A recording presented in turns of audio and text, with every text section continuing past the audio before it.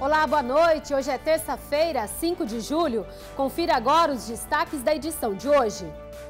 Plantio de trigo no Paraná atinge 96% da área e a colheita de milho alcança 10% no estado, com leve baixa na expectativa de produção.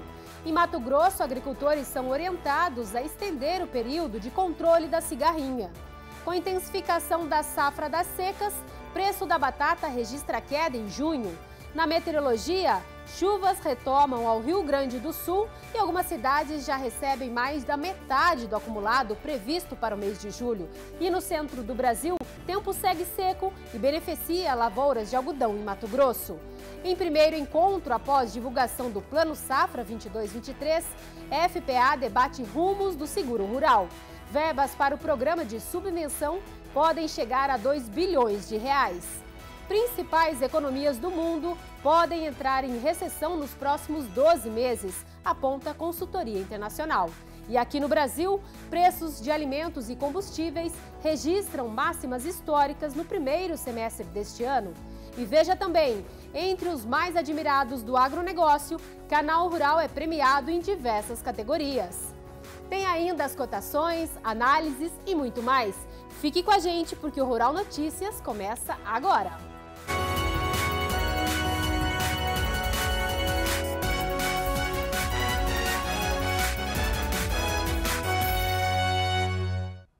O que fazer para controlar a cigarrinha nas lavouras de milho? A partir de hoje, vamos tratar desse assunto mostrando a preocupação de produtores e trazendo dicas de especialista no tema. Nossa equipe visitou áreas em Mato Grosso onde a praga tem causado muitos prejuízos.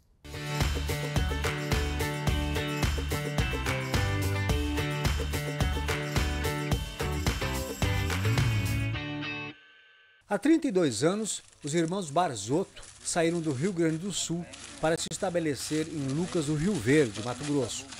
O Kleber é um deles. Hoje, a família planta 1.720 hectares de soja e milho e ainda uma terceira safra de feijão irrigado de 270 hectares. Nestas mais de 3 décadas, o Kleber lembra que foram muitos os desafios. E agora, mais um. Na segunda safra de milho do ano passado, ele foi pego de surpresa por uma praga que causou muitos prejuízos. Eu acredito que de 20% a 30% que deu uma quebra da produção do ano passado. Que daí nós não tínhamos conhecimento, né? Quando percebemos o problema, o dano já estava feito, né? Não tinha mais o que fazer, né? O problema é a cigarrinha do milho, que voltou também nesta safra. Acompanhados pelo Renan, que é engenheiro agrônomo e sobrinho do Kleber, demos uma volta pelo milharal. Mesmo com a lavoura na fase final, ainda é possível encontrar um inseto. Basta uma pequena área verde na folha e lá estão elas. E aqui temos um exemplo da pior consequência do ataque da cigarrinha. É quando o pé de milho perde a sustentação e tomba. Aqui na fazenda do Kleber e do Renan, a área afetada com esse problema chega a 50 hectares. O colmo fica fraco, ele acaba tendo que sugar nutrientes do colmo e não chega na espiga, o que deixa a espiga pequena, o colmo fraco, quebradiço e acaba causando o tombamento, que não é um prejuízo só, digamos, de peso de grão, né? Que afeta só o peso de grão, porque esse pé que está no chão, dificilmente a máquina com a plataforma de milho consegue juntar. Então, praticamente o que está no chão é quase tudo perdido. O aumento da população da cigarrinha é um problema que tem atingido boa parte das lavouras de milho do país, de acordo com o especialista Paulo Roberto Garolo. Segundo ele, o inseto vem se adaptando e modificando alguns hábitos. Até pouco tempo, o controle podia ser feito com eficiência até o pé de milho atingir 10 folhas. Agora, por conta desse aumento populacional, a cigarrinha tem permanecido na planta enquanto há alimento, como vimos na fazenda dos Barzotto. Por isso, a orientação é expandir o período de manejo. Se ele perceber que ele continua tendo populações altas da praga, ele precisa fazer manejo de novo. E aí a minha sugestão é que ele entre nesse momento, veja bem, Nesse segundo momento, ele pode entrar inclusive só usando biológicos. Biológicos, na verdade, eles não oferecem impacto no ambiente, então ecologicamente falando é muito melhor, e nesse momento ele não tem pressa em tempo de matar a praga, mas sim ele precisa ter eficiência na morte da praga. Se ele trabalhar só biológico, que vai levar pelo menos 48 horas para paralisar a praga, mas nesse momento, independente dela transmitir a doença ou não transmitir, para a planta em si já não tem mais efeito. O que ele precisa é não deixar aumentar a população. Então, o biológico, para mim, na minha visão, é uma recomendação extremamente interessante. No pós-florescimento, né? Depois do R1, depois que polinizou, cruzou, já entra com a aplicação de biológico e no mínimo 2 aplicações. Isso vai ajudar muito a diminuir esse efeito que nós estamos vendo da continuidade da praga. E nas próximas semanas, dentro do Projeto Mais Milho, continuamos falando sobre a cigarrinha. Vamos saber o que os produtores pensam e especialistas sobre o vazio sanitário como estratégia de controle da praga. E lá no Paraná também teve impacto com a cigarrinha. O DERAL, que é o Departamento de Economia Rural do Estado, fechou o mês de junho com estimativa de pequena redução na produção de milho segundo a safra. Os dados foram divulgados hoje e quem traz os detalhes é a repórter Valéria Burbello. Boa noite, Valéria. Oi, Flávia, boa noite a todos. Pois é, de acordo com a previsão do DERAL, a produção de milho foi reajustada para 15,4 milhões de toneladas, 700 mil a menos que a estimativa de maio de 16 milhões e 100 mil toneladas. Mas será 170% superior à safra anterior, que ficou em 5,7 milhões de toneladas, com a frustração de safra ocasionada pela estiagem prolongada. Junho e agosto são os meses mais intensos de colheita no estado. A previsão de safra apresentada pelos técnicos do DERAL nesta terça-feira mostra que a safra de milho em curso está com 10% do total de 2 milhões e 700 mil hectares colhidas. O relatório aponta que 36% das plantas estão frutificando e 64% já estão em fase de maturação. 7% das lavouras foram avaliadas com qualidade ruim pelos técnicos do DERAL, 21% estão com condição média e 72% das lavouras do grão foram consideradas boas. A redução da estimativa se dá pelo impacto que as lavouras de milho sofreram por causa da cigarrinha, mas o recuo está dentro da normalidade. Especialmente a cigarrinha aí que impactou o cenário aí do milho no estado do Paraná nesse primeiro momento. O cenário de pragas, especialmente a cigarrinha aí, ela já pelo menos aí umas 10 safras ela está presente, né? Nas últimas 2, 3 safras aí que houve uma intensificação, né? Ela acabou se tornando de certa forma endêmica já no estado do Paraná. Então, à medida que avança a colheita, a gente vai conseguir visualizar se haverá algum impacto aí maior nas lavouras e na disponibilidade do cereal aí para o mercado. Ainda de acordo com o DERAL, a safra recorde está mantida. Outro destaque apresentado hoje foi que o plantio do trigo está prestes a encerrar no estado, com 96% da área semeada. 97% das lavouras estão em boas condições e 3% estão em condições médias de qualidade. 80% das plantações estão em desenvolvimento vegetativo, 10% em fase de germinação e 10% das lavouras em fase de floração. E está chegando a hora. As máquinas vão entrar em campo para dar a largada na abertura nacional da colheita do milho safra 2022.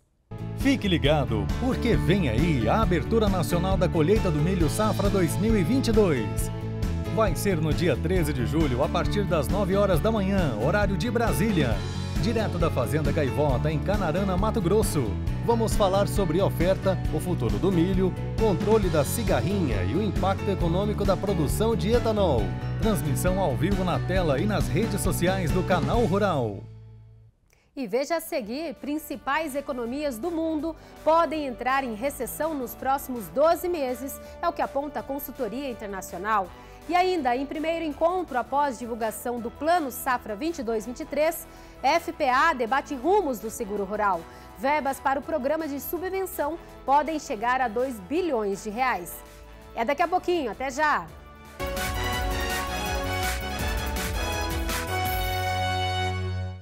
De volta com o RN e vamos agora acompanhar como foi o fechamento das principais commodities, começando com o mercado internacional, soja em Chicago, 14,39 com queda, todos os contratos aqui das commodities em queda, milho, Chicago, 5,92, café, 2,21 e trigo 8,7, todos em queda. Já aqui no mercado físico, soja, Praça Paraná, 181,50 em queda também, milho, Praça São Paulo, R$ 86,00. Arroba do boi na B3 em alta, 332,70. Café Arábica, sul de Minas Gerais, entre 1.320 e 1.330 em queda o café. E o algodão, Praça Araçatuba, 204,61. E agora vamos falar de um assunto que tem preocupado o mercado financeiro: a recessão global e os impactos aqui no Brasil. Na última semana, 2 importantes agentes financeiros dos Estados Unidos elevaram suas expectativas de uma recessão no país em 2023. Mas esse temor não se restringe à economia norte-americana. Uma holding financeira japonesa afirmou recentemente que, em meio a políticas monetárias mais rígidas, as principais economias entrarão em recessão nos próximos 12 meses. Aqui no Brasil, o primeiro semestre foi marcado pela inflação.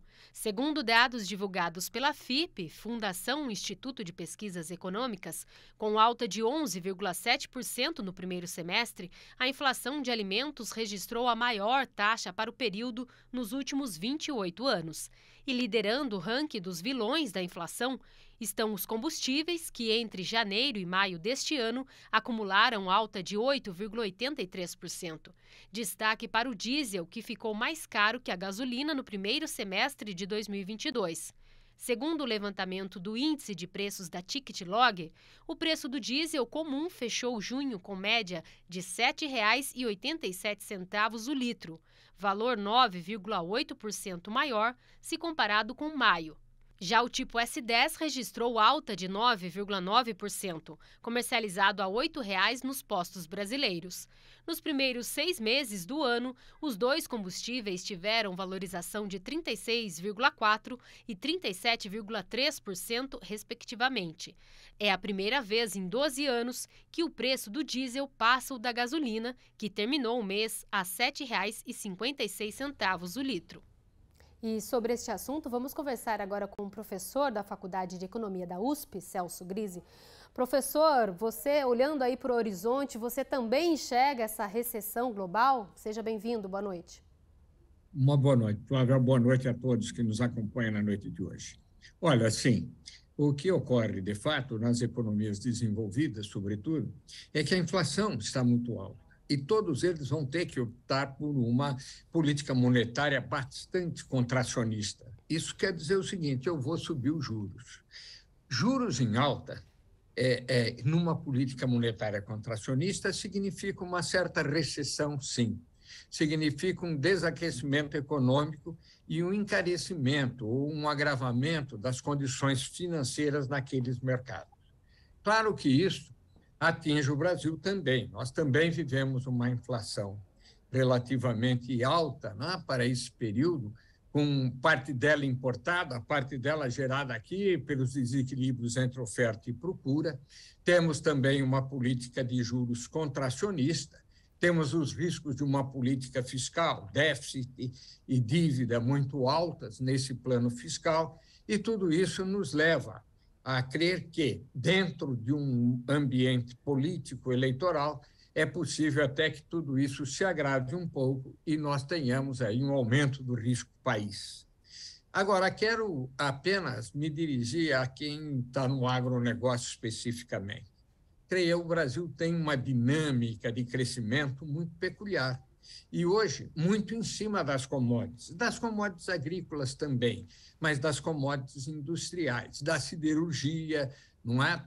Isso tudo também é um ponto que nos deixa um pouco mais tranquilos, porque essa dinâmica de crescimento, a partir desses produtos que se mantêm em cotações muito interessantes e se manterá no segundo semestre em cotações bastante elevadas, trará para o agronegócio e para alguns outros setores uma perspectiva muito boa. Acresce a isso apenas, para concluir, que essa dinâmica desses setores poderá trazer capital externo para investimento direto no país, quer no agronegócio, quer nesses setores que falei, da siderurgia, quer na energia, no setor energético, e quer na tecnologia da informação. Portanto, eu sou otimista em relação ao Brasil, mas um pouco temeroso em relação às condições mundiais da economia. Tá certo, Gris. Então, trazendo uma notícia mais otimista, voltando aí para o agronegócio, né, que deve enfrentar tudo isso de forma um pouquinho, né, menos problemática.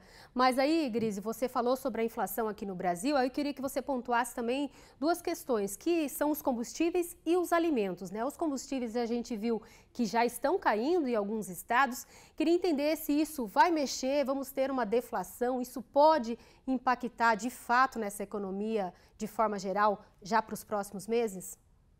Eu acredito que sim, não só o problema energético, a queda dos combustíveis com as últimas medidas tomadas, mas também em relação aos alimentos. Veja, não estranhe, porque nós vivemos o problema da entre-safra, não é? Na entre-safra, claro que a carne pode ficar mais cara, a carne bovina, mas em contrapartida nós estamos tendo uma abundância na produção de grãos, arroz, feijão, soja, milho, enfim. Tudo isso pode contribuir muito para uma redução dessas altas em alimentos, tá? E a gente ter um certo alívio do ponto de vista do consumidor, sem dúvida nenhuma. E, Grise, agora para a gente encerrar, avançando um pouquinho, pensando já em 2023, quando esses incentivos atuais do governo provavelmente já terão acabado, como é que fica esse cenário de inflação, pensando para essa economia para 2023? Olha, 2023 é um ano que a gente pode imaginar que tenha algumas boas virtudes, mas que seja um ano de ajuste. Nós vamos ter que, em 2023, encaminhar soluções para o problema fiscal que deve se agravar esse ano. Em segundo lugar, não é possível viver numa economia com taxas de juros tão altas. A inflação deve ceder e nós devemos ceder essas taxas de juros também. Agora, por outro lado, nós vamos ter a retirada desses incentivos e, portanto, uma certa pressão, não só na inflação, mas também nos custos de produção. Tudo isso deve comprometer um pouco a política de preços ao consumidor. Professor, obrigada pela sua participação com a gente aqui no Rural Notícias. Boa noite. Boa noite, muito obrigado a vocês e boa noite a todos.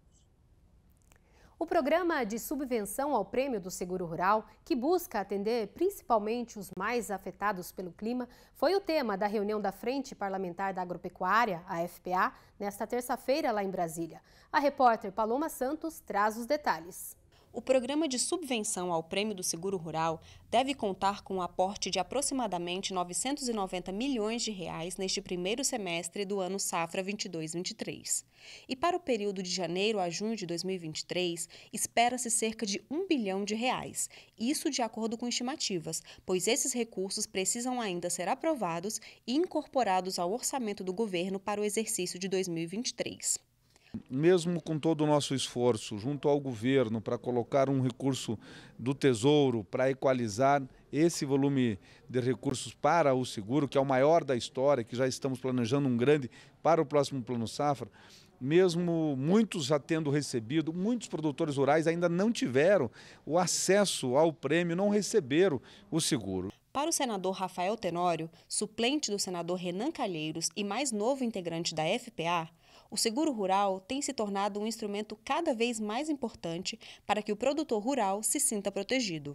O que nós devemos estimular é que o homem do campo, o produtor, ele continue na sua área de trabalho e de residência e não haja necessidade dele abandonar por falta de crédito, por falta de incentivo e por falta, inclusive, de acompanhamento dos técnicos. A reunião da FPA desta terça contou com a presença de representantes do Ministério da Agricultura, da Superintendência de Seguros Privados, a SUSEP, da Federação Nacional de Seguros Gerais, FENSEG, da Organização das Cooperativas do Brasil, a OCB, da Confederação da Agricultura e Pecuária do Brasil, a CNA, e do Instituto Pensar Agro.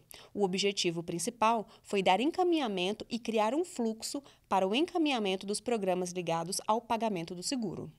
Chegamos à seguinte conclusão, de que os sindicatos rurais, as cooperativas, devem chamar os seus associados para ver quem é que tem o problema e encaminhar isso de maneira conjunta, todos eles para a SUSEP, para que a SUSEP possa agir nesses casos de não pagamento e levantar para ver o que está acontecendo. E quem sugeriu isso foi o próprio presidente da SUSEP, o Camilo, na reunião de hoje. E vamos ampliar o assunto agora, conversando com Miguel Daúde. Daúde, a Paloma trouxe para a gente aí, mostrando várias vertentes da questão do seguro rural, e a FPA fala, né, desse seguro de valor recorde. A gente sabe que é preciso um seguro rural eficiente para que esses produtores continuem na atividade. Então, eu queria te perguntar o que falta para termos esse seguro rural eficiente? Qual que é o caminho, hein, Daúde? Seja bem-vindo, boa noite. Boa noite, Flávia, boa noite a todos. Pois é, Flávia, o seguro ela é de extrema importância para o Brasil, né, para a agricultura brasileira. Para você ter uma ideia, nos Estados Unidos, quase a totalidade das áreas plantadas tem seguros. Aqui, acho que chega em 17%, mais ou menos, a área que tem seguro que protege as lavouras. E mesmo assim, a franquia é muito alta, você acaba não tendo vantagens efetivas, né, quando você faz o seguro. O que precisa para isso? O que é o seguro? O seguro, você troca o risco incerto pelo risco certo, que é o pagamento do seguro, de um risco que poderá ou não acontecer lá na frente. Para isso, você tem a formação de um fundo, né, de acordo com critérios atuariais, que faria face a esses eventos que a gente tem durante a vigência da apólice. Como é que você determina esse evento? Estatisticamente, pelo que já ocorreu. Então, você pega os prejuízos que os produtores tiveram, aí você contrapõe com a necessidade de recurso e rateia entre as pessoas que querem participar do seguro. Então, você forma um fundo financeiro, ou seja, as reservas técnicas que farão face a esses eventos do seguro. O caso no Brasil é que nós temos uma área muito grande e você não consegue, né, da forma como é feito, constituir um fundo financeiro para fazer face a esses riscos. Já se prometeu lá no passado, eu vou dar 50 bilhões, 40 bilhões, o governo, isso não aconteceu. Enquanto isso não acontecer, nós não vamos ter seguro razoável para o produtor rural. E agora o que nós estamos vendo, que nós vimos aí uma fala na frente parlamentar, é de que o seguro que as pessoas que têm ainda não estão recebendo, né? Então, é uma questão muito séria. Olha, Flávia, eu vou aqui fazer um lamento. Eu acompanho a agropecuária brasileira há muitos anos e ela é tratada com desdém pelos órgãos governamentais, pelo Ministério da Agricultura, pela economia. Você vê aí, né, a relação que a gente tem, os instrumentos de políticas agrícolas não são utilizados, o produtor está, né, no mato sem cachorro. Nós estamos vendo o leite aí a quase 8, 10 reais o litro de leite, e a gente já vinha alertando isso lá, né, que os produtores estão saindo da produção porque não tem condições em função do custo. E o que fizeram? Absolutamente nada. A questão do seguro é essencial. Vocês precisam parar de ser medíocres, vocês têm que ser mais objetivos, vocês têm que ter finalidade, né? Como é que nós vamos atingir, né? Vamos ser um grande produtor de alimentos no mundo em cima de um tobogã, né? Nós vimos hoje a queda. Amanhã subiu, que bom. Amanhã, quer dizer, o clima vai ajudar, não vai ajudar. Então, quer dizer, as incertezas, as espadas que estão na cabeça do produtor rural, grande parte delas é pela mediocridade das políticas econômicas e agrícolas e agropecuárias que não conseguem. Então, quando a coisa vai para empurrar na descida, é fácil. Agora eu quero ver empurrar na subida. Aí que vocês não têm competência para isso. Então, a questão do seguro precisa da formação de um fundo. Senão, nós nunca vamos ter seguro, Flávia. Tá certo, Daúde. Obrigada, boa noite. E vamos agora para o fechamento do dólar. Vamos acompanhar o dia de hoje. Fechou o dia em alta de 1,19% em R$ 5,38 mais 9. E agora também vamos acompanhar o Ibovespa, principal índice da Bolsa de Valores aqui no Brasil, em queda, fechando esta terça-feira em 0,32% de baixa, 98.294 pontos. E a seguir tem a meteorologia e o nosso giro de notícias. E ainda, na cerimônia de premiação da segunda edição do Prêmio Mais Admirados do Agro, Canal Rural vence nas categorias Site e Blog, Jornalista Mais Admirada e Programa de TV. Voltamos já já.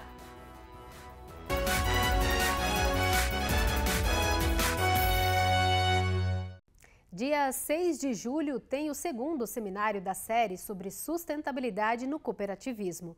Vamos estar ao vivo, direto de Manaus, no Amazonas. O Canal Rural e a OCB, Organização das Cooperativas Brasileiras, programaram uma série de seminários sobre inovação e sustentabilidade no cooperativismo. O nosso segundo encontro vai ser no dia 6 de julho em Manaus, no auditório do Cicobi UniAM, das 10 ao meio-dia. Os temas debatidos vão ser regulamentação dos créditos de carbono e como participar desse mercado e como funciona o financiamento de projetos sustentáveis. Acompanhe ao vivo nas redes sociais do Canal Rural. E agora é hora da meteorologia e quem traz os detalhes da previsão do tempo para todo o Brasil é Maria Clara Sasaki. Boa noite, Maria Clara.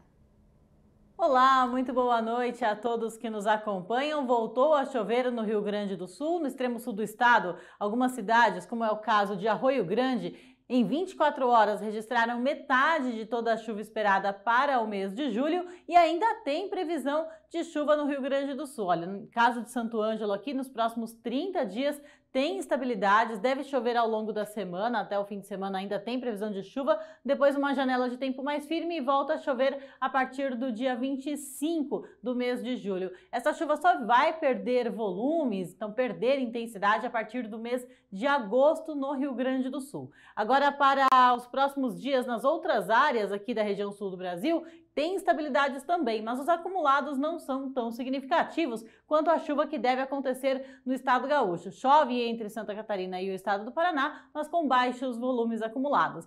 Agora, no período que vai do dia 16 até o dia 20 de julho, a massa de ar polar que acompanha a frente fria avança pela região sul do Brasil e vai derrubar as temperaturas. Tem possibilidade de geadas entre o Rio Grande do Sul e o interior de Santa Catarina e em algumas áreas altas aqui também do estado do Paraná. Agora, com relação à chuva em outras áreas do Brasil, vejam só, Sudeste, Centro-Oeste e interior do Nordeste, não tivemos registros significativos e isso deve acontecer ao longo dos próximos meses. Por isso, os índices de água no solo estão muito baixos aqui em todo o Brasil Central. Essa chuva, por um lado, acaba beneficiando produtores de algodão, principalmente aqui no estado de Mato Grosso. Vejam que não tem previsão de chuva significativa em boa parte do Brasil ao longo dos próximos 5 dias. Para o estado de Mato Grosso, essa falta de chuva, na verdade, ela é bem-vinda, porque as lavouras de algodão, elas melhoram a qualidade da fibra com o tempo seco e este é o momento de falta de chuva para esta região. Portanto, o tempo firme melhora a qualidade da fibra do algodão no estado de Mato Grosso. Já para o Nordeste do Brasil, tivemos muita chuva registrada nos últimos dias e ainda tem expectativa para elevados volumes acumulados até o final da semana em toda a costa leste do Nordeste. Já no interior da região, o tempo segue firme nos próximos 5 dias. De 11 a 15 de julho, a chuva segue no extremo norte do Brasil. Na região sul, a chuva perde intensidade no Paraná e em Santa Catarina, mas ainda deve chover no Rio Grande do Sul e tem previsão de chuva também na costa do Nordeste. No último período, que vai de 16 a 20 de julho, ainda temos uma condição de tempo firme em boa parte do Brasil, chuvas isoladas na região sul, muito isoladas também na costa do Nordeste e chove em forma de pancadas no extremo norte do Brasil. Então, a segunda metade do mês de julho deve ser marcada principalmente por tempo firme e temperaturas bastante elevadas em grande parte do Brasil. É com vocês aí no estúdio. E agora vamos para o nosso giro de notícias com mais destaques do dia. No mês de junho, o preço da batata lavada tipo Ágata fechou em aproximadamente R$ 61,00 a saca de 25 quilos na média Brasil. 17,7% abaixo da média de maio de 2021. Os pesquisadores do CPEA justificam o resultado pelas condições climáticas mais favoráveis para as atividades no campo, fator que contribuiu para a intensificação da colheita da safra das secas. Para julho, a expectativa é de uma oferta ainda mais elevada, uma vez que o pico de colheita da maioria das praças produtoras das secas ocorre neste mês. Além disso, se inicia a temporada de inverno. A taxa de juros do Fundo de Defesa da Economia Cafeeira para a safra 22-23 está estabelecida em 11% ao ano, com vigência desde o dia 1º de julho. A decisão está na resolução publicada na última semana no Diário Oficial da União. Com a disponibilidade de 6 bilhões de reais para este ciclo, o Funcafé está finalizando os procedimentos para assinatura dos contratos com os 37 agentes financeiros que fizeram propostas ao fundo. Segundo o governo, a taxa foi definida como um dos incentivos no apoio à cafeicultura nacional, com a preocupação de facilitar a contratação de crédito para os produtores, cooperativas, indústrias e exportadores. O torneio Freio de Ouro foi reconhecido como manifestação cultural. A competição de habilidades de montaria de cavalos crioulos é realizada há mais de 40 anos, com etapas nacionais e internacionais. Segundo o relator do projeto, o senador Lazier Martins, a criação de cavalos crioulos é uma importante atividade econômica e que tem muita identificação no estado do Rio Grande do Sul. A lei foi sancionada e publicada hoje no Diário Oficial da União. E vamos fechar essa edição com boa notícia, porque aconteceu hoje a cerimônia de premiação da segunda edição do prêmio Os Mais Admirados do Agro. E o Canal Rural venceu em diversas categorias. Vamos acompanhar. A edição deste ano contou com votação recorde e disputa acirrada. Ao todo, mais de 200 profissionais e 330 programas do setor foram indicados. Das 9 categorias em disputa, o Canal Rural ganhou 7. E hoje conhecemos o top 5 dos jornalistas vencedores e veículos campeões. Entre os programas de TV por assinatura, dos 3 vencedores, 2 são do Canal Rural, Mercado e Companhia e o Rural Notícias, com o RN vencendo como melhor na categoria. O Canal Rural foi escolhido como melhor na categoria Site Blog, ficando também entre os 3 primeiros na categoria Canal Digital, que inclui Facebook, YouTube e Instagram. A gente tem uma responsabilidade ainda maior com esse reconhecimento, né, que é se tornar e ficar cada vez mais relevante para o nosso público, né, que é o produtor rural. A gente tem uma responsabilidade enorme com isso e também a gente fica muito feliz de poder ver nosso time sendo reconhecido, que é um time muito focado, com muita determinação, muito parceiro. Estou muito feliz, né, por mim e pela equipe do jornalismo do Canal Rural, porque a gente faz um trabalho de buscar o que é importante e o que é interessante para o homem do campo. E hoje a gente está sendo reconhecido também pelo próprio setor, por outras mídias, por outras empresas de jornalismo que estão vendo que o nosso trabalho é bom, é interessante e é importante, como é para o produtor rural. Luiz Patroni, repórter e apresentador em Cuiabá, e Sara Kirchhoff, apresentadora do Planeta Campo, ficaram entre os 26 jornalistas mais admirados. É uma satisfação incrível, né? Primeiro estar nesse grupo seleto, né, pela segunda vez, de 25, 26 mais admirados, né, num prêmio que é votado justamente por pessoas que acompanham, né, para quem a gente leva a notícia. Então isso, de fato, nos coloca num lugar, né, de muito privilégio e é uma honra realmente estar nesse grupo. Canal Rural foi muito premiado aqui essa manhã e é muito bacana, a gente sabe do nosso trabalho do dia a dia, né? Muito mais do que saber que o agro do Brasil vai sendo cada vez mais responsável, cada vez mais sustentável, é poder falar sobre isso e poder levar essa informação para casa de tanta gente, e é isso que a gente faz todos os dias. O grande destaque do evento ficou para a escolha do vencedor na categoria jornalista, que teve a editora-chefe do Mercado e Companhia, Beatriz Gunter, como grande vencedora. Esse prêmio foi muito importante para mim, porque eu tô sempre atrás das câmeras, né?